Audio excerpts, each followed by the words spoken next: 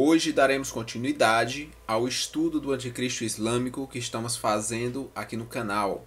Nós vamos comentar mais alguns aspectos do reinado desse possível anticristo que pode vir do mundo islâmico, do mundo árabe, dos muçulmanos. E aqui, antes de mais nada, eu quero pontuar alguns aspectos antes de iniciar. É necessário que você saiba que ele não vai governar o mundo inteiro. É tanto que em vários pontos do Antigo e Novo Testamento, os profetas falam acerca de um anticristo, de um homem vil, de um chifre pequeno, de um conselheiro de Belial e de vários outros nomes, que ele vai guerrear contra vários poderes, que alguns poderosos reis vão se voltar contra ele, que ele sofrerá nesse período de tempo. Então, obviamente, nem todas as nações vão aderir a esse poder dele, até porque as nações do mundo são completamente diferentes. O mundo ele sempre é polarizado. Nós temos um lado oriental, um lado ocidental. Nós temos norte e sul e são muito diferentes entre si. Não vai ter como ele unir 100% do mundo. Quando nós falamos aqui em unir em todo povo, tribo, língua e nação, como diz o livro de Apocalipse, ele está usando aqui uma figura de linguagem chamada sinédoque, que essa figura significa como se eu fizesse o seguinte: eu faço um aniversário, chego em algum determinado local e digo: eu quero que todo mundo vá para o meu aniversário. Eu estou me referindo a uma classe de pessoas de um determinado local. Eu quero que todos vocês vão para o meu aniversário. Eu não estou dizendo que todo o planeta, cada pessoa do planeta deve ir para o aniversário. Então todo mundo se refere àquele povo que eu falei. E não todo o mundo planeta. Não toda e cada pessoa dessa terra. Você consegue compreender?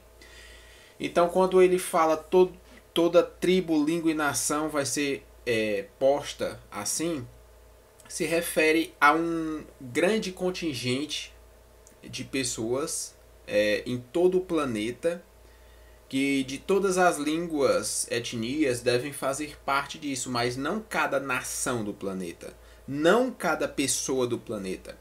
Senão ele não haveria de fazer guerra alguma. Se ele faz guerra, se ele sofre com esses conflitos militares, então existem nações que estão contra ele. Então, novamente aqui eu afirmo: não haverá uma dominação completa do mundo. Talvez ele não domine nem sequer a metade do planeta, porque muitos serão aqueles que se voltarão contra ele. Alguns acreditam que, por ser árabe, apenas as nações árabes entregarão o poder nas mãos dele. Então, vejam aqui, como vocês podem observar no mapa, as partes do mundo em tons mais escuros, onde mais tem população islâmica muçulmana, e os tons mais claros, onde menos tem. Como vocês podem conferir, existe, até eu mencionei em vídeos passados, existe uma grande possibilidade, não só da Europa, mas alguns outros países, aumentarem a porcentagem da existência de população islâmica de uma maneira exponencial, devido a vários aspectos. A migração desse povo para esses locais, devido às grandes guerras e às faltas de condições das regiões que eles estavam, assim como também o baixo índice de crescimento da população europeia e o alto índice de crescimento populacional dos casais muçulmanos. Então todos esses fatores, muitos fatores aí ao redor, vão influenciar para que a população islâmica cresça e a população mundial, onde quer que eles cheguem, só venha a diminuir. Mas, para continuar aqui, Eu quero citar um verso que vai dar detalhes sobre uma característica do anticristo. Aqui, por ser descendente desses povos, ele vai vir de uma linhagem que biblicamente está envolvendo Esaú, tá certo? E também está envolvendo Ismael, que era o meio-irmão de Isaac, filho de Abraão. Já Esaú, ele era irmão de Jacó, filho de Isaac, que era filho de Abraão. Então nós temos aí um meio-irmão de Isaac e nós temos aí um irmão de Jacó, que na verdade era neto de Abraão. Esses dois que foram rejeitados, eles geraram povos que hoje nós conhecemos como povos árabes. Ismael, ele foi para aquela região do Egito. E essa outra parte, essa outra região que vai englobar os filisteus, a Síria, que vai englobar aí a Turquia, está completamente espalhado a sua semente por todos esses territórios. E em vídeos futuros eu vou fazer uma lista que vai elencar cada povo desse, do passado, da Bíblia. Togarma, Magog, Tubal, Meseque, os Citas, os Assírios, os Filisteus, todos esses povos. E eu vou colocar aqui onde eles estão localizados nos dias atuais, para que você consiga ligar as profecias bíblicas. Então, dessa forma, nós podemos apontar aqui alguns profetas que já vão falar sobre detalhes do anticristo. Antes de continuar, eu vou ler aqui um verso que vai dar característica muito específica sobre ele. Ismael, lá no livro de Gênesis, capítulo 21, verso 20, diz que ele se tornou um flecheiro, um arqueiro, tá certo? Então essa é a característica. Curiosamente, Esaú também caçava dessa forma. Ele era um arqueiro. Então veja que essas duas figuras aqui que vão representar a sucessão multiplicativa do povo, do príncipe que há de vir, do anticristo, eles usavam arco e flecha. Quando vamos para a representação do anticristo no Apocalipse, que é o cavalo branco, diferente do que você pensa, não é Jesus, não é o Evangelho. Tome muito cuidado, só porque é branco, só porque traz a paz, não quer dizer que é bom. Até mesmo os anjos, o próprio Satanás se disfarça de anjo de luz. Olha os falsos profetas. Você não pode, é uma coisa boa, é paz, é branco. Cuidado, porque o anticristo ele vai vir justamente assim. E você já foi enganado aí. Ele nem chegou e a figura dele, como cavalo branco, já te enganou. Jesus não usa coroa ali. Ele usa diadema em versos apocalípticos lá na frente. Jesus, quando aparece, ele aparece em glória. Ele aparece com nome sobre todo nome, Rei dos Reis, Senhor dos Senhores. Ele aparece com o sol sobre a cabeça. Ele aparece com espada saindo da boca. Ele aparece resplandecendo. Esse cavalo branco não. Então ele possui características que enganam. Preste muita atenção. O que é que ele carrega na mão? Ele carrega na mão um arco. Lembra de Esaú? Lembra de Ismael? Só que ele não carrega flechas. Qual é a característica que é vista do anticristo? Além do engano. Ele vai propor paz. Só que uma falsa paz. Que vai vir sucedida de guerra, que é o próximo cavaleiro do Apocalipse. acompanhada de injustiça ou fome, dependendo da tradução que você tiver, e por fim, consequentemente, a morte. Nós não podemos ignorar esses aspectos. Nós temos vários versos aqui na Bíblia que vão falar sobre o anticristo, e tem um deles em Ezequiel 39, verso 3, que vai falar o seguinte: e com um golpe tirarei o teu arco da tua mão esquerda, e farei cair as tuas flechas da tua mão direita. Aqui ele está falando muito provavelmente sobre o anticristo. Olhe que o símbolo dele novamente é um arco. O símbolo dos povos, das tribos islâmicas atualmente. Esse símbolo muito antigo, ele carrega um grande espírito de guerra. Eles tinham no passado, seus antepassados, uma grande predisposição para a luta. E nós podemos encontrar aqui que uma das características que Daniel fala é que ele servirá o Deus das forças, das fortalezas, ou seja, das guerras. Quando ele aparece no cavalo branco trazendo paz, uma falsa paz, tendo um poder bélico na mão, que é o arco, mas na outra mão não tem flechas, não quer dizer que lá no futuro ele vai arrumar essas flechas. É como se um país grande e poderoso, ou se vários reis entregam esse poder nas mãos dele, e ele chega com toda essa armadura, mas sem usar ela, apenas pela imposição.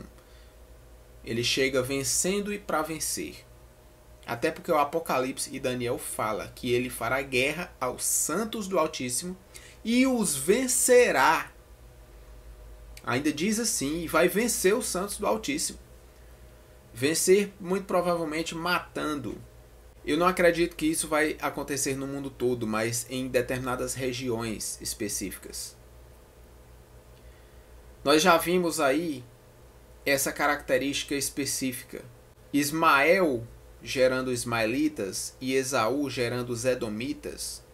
Se bem que teve outras relações aí que você pode estudar um pouco mais na árvore genealógica deles.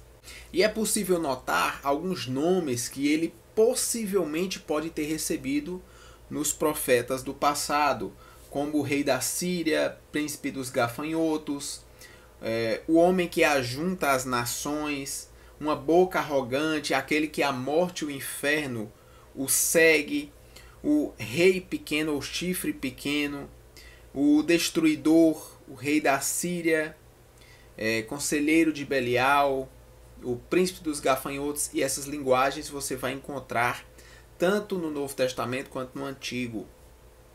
Está se referindo ao mesmo personagem, e tem alguns que acreditam que possivelmente o falso profeta é mais um nome que o anticristo recebe.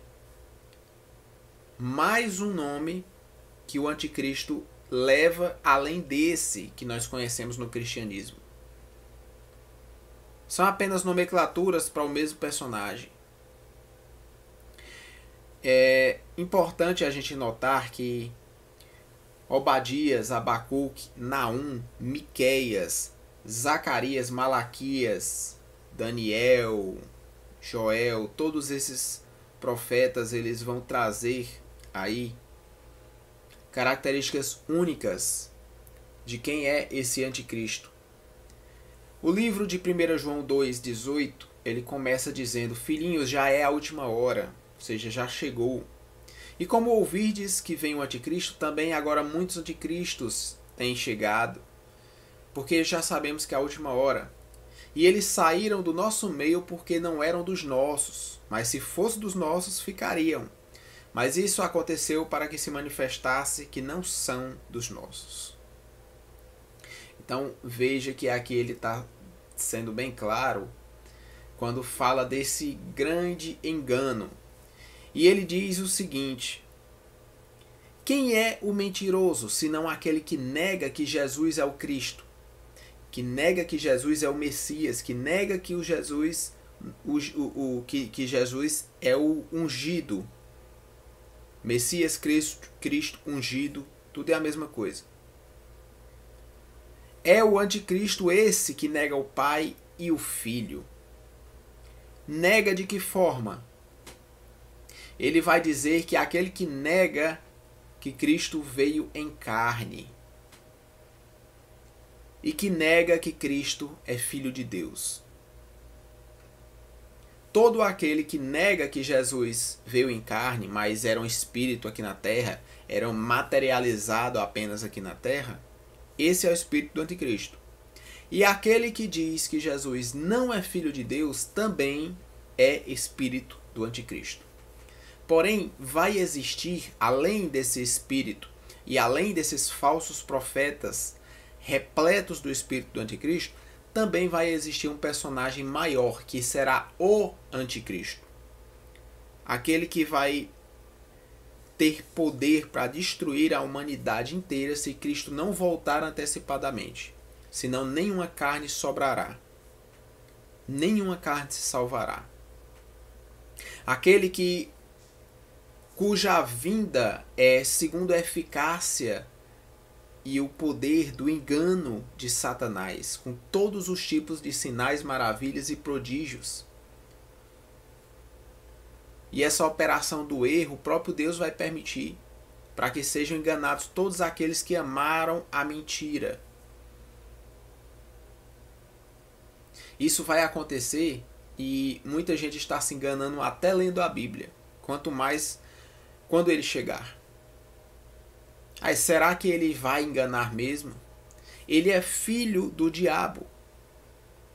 O diabo foi capaz de enganar 1/3 dos anjos do céu, sendo que os anjos eram puros, sábios, estavam no céu na presença de Deus e mesmo assim o diabo os enganou. Você acha que alguém sabe enganar melhor que ele? A única coisa que Jesus atribuiu a ele foi a paternidade, a criação da mentira. Então ele é pai da mentira. Você acha que você não vai ser enganado? Só se Deus lhe proteger do engano, senão todos serão enganados. Se possível fosse, ele enganaria até os escolhidos. Somente os escolhidos não vão ser enganados. Tem muita gente aí esperando o anticristo com medo e na hora que ele chegar vão abraçá-lo. Que é um homem do bem, de valores, um homem cristão, um homem da paz. Exatamente.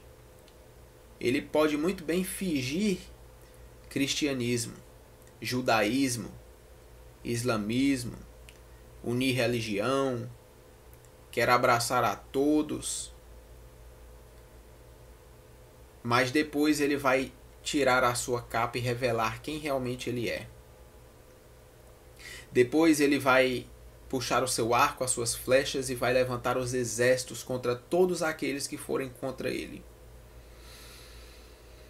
Nós vamos ver em vídeos futuros alguns detalhes das investidas militares e por onde ele vai passar. Ezequiel fala, Daniel fala. Diz os povos que ele vai atingir, os povos que vão se unir a ele, os povos que vão escapar das suas guerras. Aqui nós vemos com clareza que é preciso estudar as Escrituras. O apóstolo Paulo fala em ler os escritos em Efésios 3:4. Daniel fala no capítulo 9, verso 2, que ele teve que estudar os livros das profecias para entender elas. Você pode encontrar com todas as letras alguns detalhes também em 2 Timóteo 4:13, quando Paulo pede para trazer os seus rolos, os seus livros, os seus pergaminhos para onde ele estava, que provavelmente era Roma. Ele queria estudar, ele queria ler. Então é necessário que você que está assistindo aí também leia, estude, pesquise e acompanhe na Bíblia, sem tomar decisões precipitadas, sem querer entender forçadamente os textos, sem nenhum fundamento lógico. Apenas leia e tente estudar de uma maneira acompanhada. Compare tudo, como o Senhor diz, analisai tudo e retém o que é bom. Mas até lá você vai errar muito. Nós vamos entender alguns aspectos aqui do anticristo e da religião que ele vai pregar. E eu vou adiantar um desses aspectos, que é justamente o que o Alcorão vai falar. Eu não vou lembrar agora de cor. Eu tenho um vídeo aqui no canal que eu falo sobre versos do Alcorão contra os versos da Bíblia, que dizem o contrário. Você vê que são dois deuses diferentes, duas línguas, duas religiões diferentes. No Islã, nos primeiros capítulos você vai ver que eles falam em decapitação dos infiéis, que eles têm que ser decapitados. Inclusive um dos símbolos deles é justamente aquele grande facão que é usado para decepar cabeças. E quando vemos Apocalipse, capítulo 20, verso 4, está lá os mortos, grandes e pequenos, que vieram de uma grande tribulação, que perderam as suas cabeças por não negar a Cristo. Esse é apenas um aspecto desse anticristo, essa religião dele, porque é uma crença que odeia judeus e cristãos, os chama de porcos, e que muito possivelmente, com todas as características aqui dos povos bíblicos e das regiões que eles estarão, serão justamente os árabes a trazer e a entregar o poder a essa besta, que foi, não é, mas que virá, surgirá do abismo. E ela faz parte de impérios passados. Nós já vimos aí o Império Babilônico, o Império Assírio, impérios passados, que grande parte é daquela região, e que possivelmente pode renascer a nível continental, causando estrago bem maior do que uma segunda guerra pode ter causado. Essa série do Anticristo Islâmico está apenas começando. Eu espero que sirva de exemplo para você continuar nos estudos e aprender um pouco mais. Muito material ainda está esperando. E nós vamos aprender e crescer nesse estudo até que possamos encontrar as características mínimas para identificar os locais, os atos e a pessoa do anticristo islâmico. Tá certo? Então, nos veremos nos próximos vídeos ainda essa semana.